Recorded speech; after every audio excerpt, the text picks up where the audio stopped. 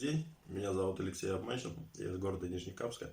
Сегодня 21 февраля 2020 года. Сегодня я официально уволился с завода, работал мастером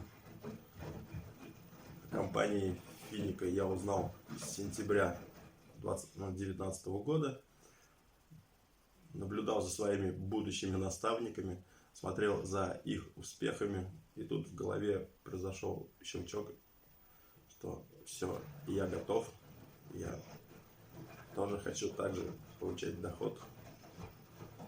Я абсолютно доволен сотрудничеством с компанией Финика.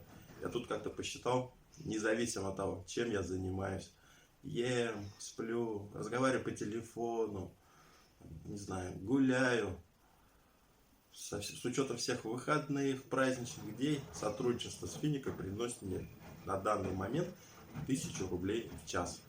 А сколько стоит ваш час времени?